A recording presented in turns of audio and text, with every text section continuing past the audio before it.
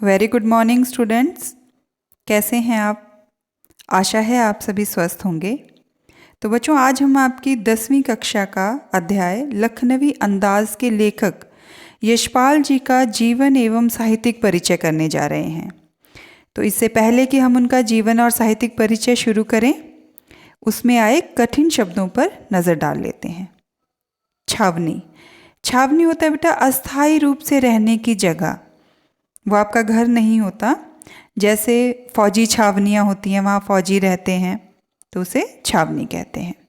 स्वाधीनता। स्वाधीनता अर्थात अपनी अधीनता, आज़ादी, अपने मन से की करने वाली चीज़ें, आज़ादी। विशिष्ट। विशिष्ट होता है विशेष गुणों वाला व्यक्ति, यशस्वी। क्रांतिकारी। क्रांतिकारी होता है बच्चों, जैसे आपको पता है कि 1857 की क्रांति हुई थी, जिसमें लक्ष्मीबाई जो है उन्होंने क्रांति शुरू की, तो वो एक क्रांतिकारी महिला थी, तो क्रांति करने वाले को क्रांतिकारी कहते हैं। सरोकार। सरोकार होता है वास्ता होना, किसी चीज़ से वास्ता होना। यथार्थवादी। यथार्थवादी जो ये एक विचारधारा है जो है उसे ही मानने वाले, ये ना भूतकाल को मानते ना भविष्य को, जो यथार्थ जो चल रहा है उसी में विश्वास करने वाले लोगों को यथार्थवादी कहते हैं। त्रासदी। त्रासदी अर्थात दुखद घटना। मार्मिक। मार्मिक होता है मन को छू लेने वाली कोई बात, कोई शब्द, कोई शैली।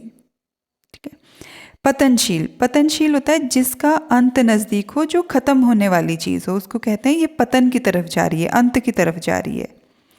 कटाक्ष। कटाक्ष होता है व्यंग, शब्दों में किसी पर व्यंग करना, शब्दों द्वारा किसी को कोई बात कहना, तीखी बात कहना, उसे कटाक्ष या व्यंग कहते हैं।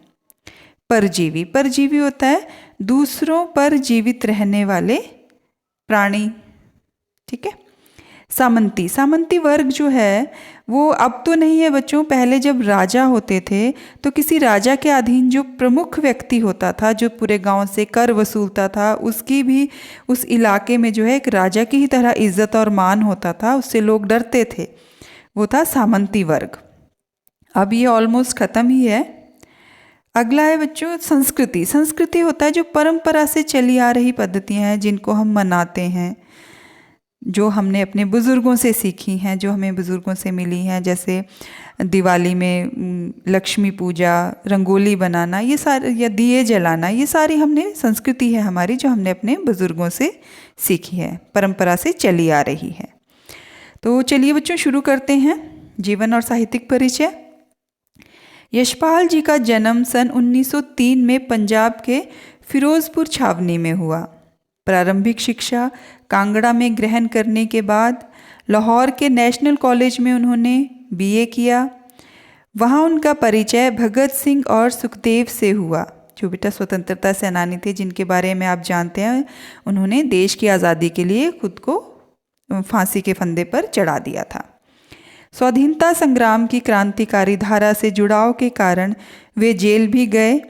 उनकी मृत्यु सन 1976 में हुई। मतलब वो एक क्रांतिकारी थे और स्वाधीनता के संग्राम में, आज़ादी के जो संग्राम था उसमें वो उनके साथ वो जुड़ गए थे, और 1776 में उनकी मृत्यु हो गई।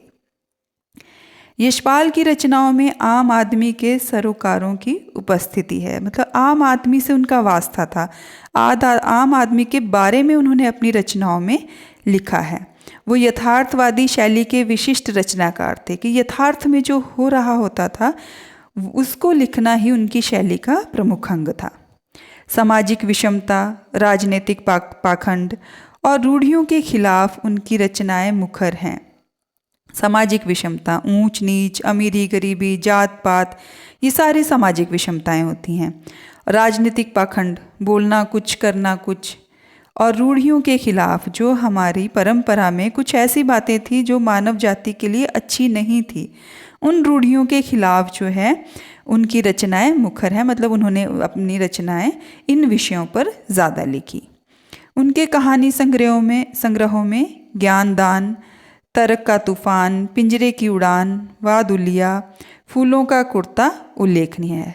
कहानी संग्रह होता है बेटा, संग्रह होता है इकट्ठा करना, कोई ऐसी पुस्तक जिसमें बहुत सा 5-10 कहानियाँ लिखी हों, वो कहानी संग्रह होता है। उल्लेखनीय होता है जिसका उल्लेख किया जा सके, जिसके बारे में बताया जा सके, जो इतनी प्रमुख चीज़ हो। तो ये सारी कहानी संग्रह जो है उनके प्रमुख थे। उनका झूठा सच उपन्यास भारत विभाजन की त्रासदी का मार्मिक दस्तावेज है।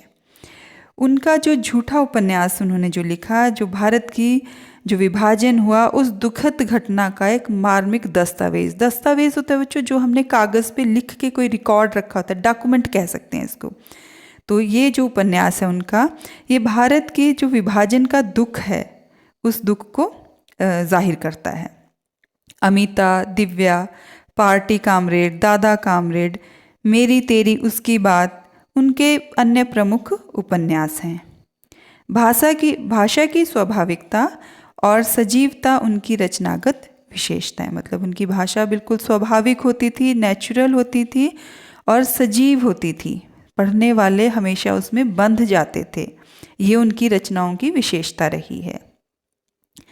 तो ये जो पाठ है बच्चों, लखनवी अंदाज। अब लखनवी अंदाज, लखनऊ के जो नवाब थे उनके बारे में ये बात हुई है कि नवाब जो लोग थे उनकी वो शानो शौकत के लिए जाने जाते थे। लखनऊ के नवाब अमीरी और शानो शौकत के लिए।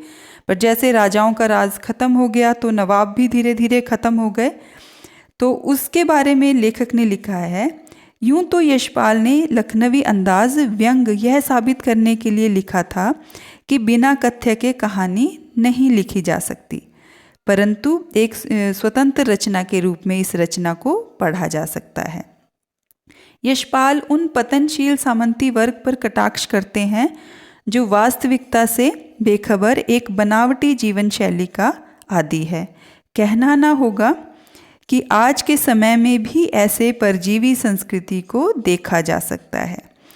तो इसमें बच्चों जो लेखक हैं उन्होंने पतनशील सामंती वर्ग, जो नवाब थे, इनकी शानो शौकत थी, धीरे धीरे जैसे राजा समाप्त हुए नवाब भी समाप्त होते रहे, उनकी पतनशील, उनके ख़त्म होने की जो किस तरह वो समाप्त हुए उस पर कटाक्ष किया है। क्योंकि ये लोग जो हैं ये वास्तविकता से बेखबर एक बनावटी जीवन शैली, दिखावे की जीवन शैली को जीते हैं, दिखावा बहुत करते हैं। और आज भी ऐसे लोग मिलते हैं जो परजीवी संस्कृति, मतलब जो दूसरों का शोषण करके अपने आप को फलीभूत करने वाले लोग आज भी की संस्कृति में भी दिखाई देते हैं। वैसे तो इस कहानी का जो मूल उद्देश्य है वो ये है कि बिना कथ्य के कहानी नहीं लिखी जा सकती। किसी कहानी में कोई कथ्य होना चाहिए, कोई कथा होनी चाहिए, उसका कोई थीम होना चाहिए और उसका कोई उद्देश्य और उसका कोई मैसेज होना चाहिए। तो इस बात को बताने के लिए यशपाल जी ने लखनवी अंदाज एक व्यंग लिखा है जिसमें नवाब जो है वो किस तरह से व्यवहार करते हैं, दिखावे का और वास्तविकता उनकी क्या होती है, ये सारा वर्णन किया हुआ है। तो इसको हम अध्याय में पढ़ेंगे। आशा है आपको यशपाल जी का जीवन और साहित्यिक परिचय समझ में आया होगा। Thank you and have a nice day.